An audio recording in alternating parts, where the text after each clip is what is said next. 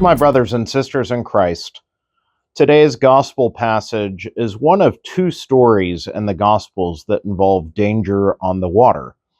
We know the story where the disciples are in the boat with Jesus with the storm at sea, and today is when the disciples are in the boat and Jesus himself is walking across the water. And Peter asks if it's him to invite him out onto the water. And sure enough, Peter finds himself walking on the water coming to Jesus.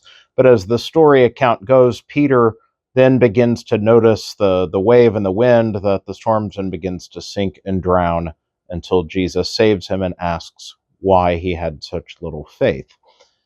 This passage reminds me of another passage from J.R. Tolkien's The Hobbit, which is the precursor to the more famous Lord of the Rings trilogy. The Hobbit's a little bit more of a children's book in the way that it's written.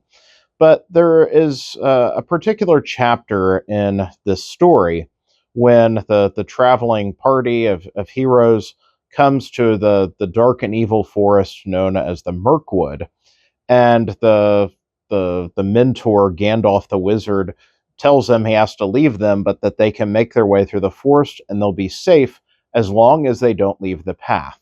That there is a magical path that cuts through the forest that's very narrow, but as long as they remain on the path, the dangers of the forest cannot hurt them.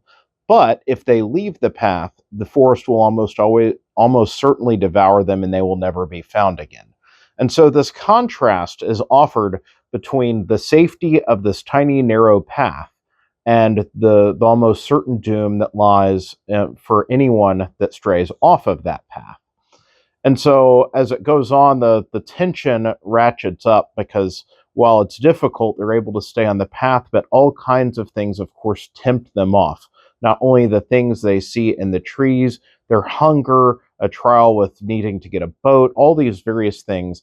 And of course, eventually they give in and they wander off the path and come to horrible trouble. While they don't meet final doom in the book, the whole incident weaves a wonderful tale of our own ability, even when we know the path in front of us, to step off what is safe.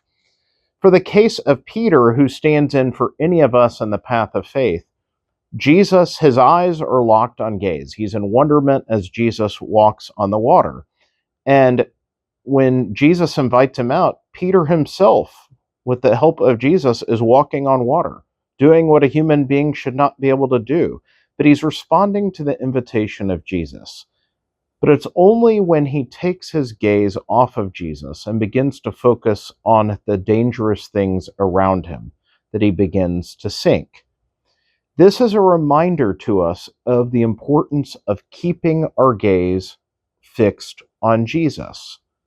All around us, whether it's the storms on the sea, the trials of life, or the dangers in the Mirkwood forest, there are always things around that can intimidate us, distract us, pull our attention to focus on that which threatens us.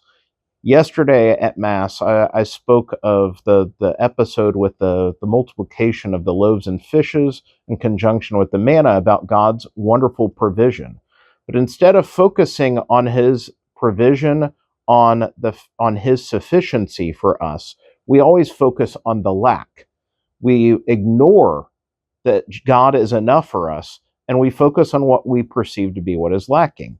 Well, in the same way, we can take our eyes off of the provision of God and begin to doubt, to question as we look about and perceive not only scarcity or lack, but danger, threat, forgetting the fact that as long as we are walking to Jesus with our eyes fixed on him, we are safe. Nothing can ultimately harm us. But instead, we allow our gaze to be broken. We focus on these other things, and we begin to sink and drown in the storms of life. Jesus is always there to save us, but challenges us. Why do you have so little faith? Did I not promise I was sufficient for you? I am enough for you. Walk to me. For us, this is the challenge of the walk of faith. The path is narrow, the narrow gate, as Jesus talks about it.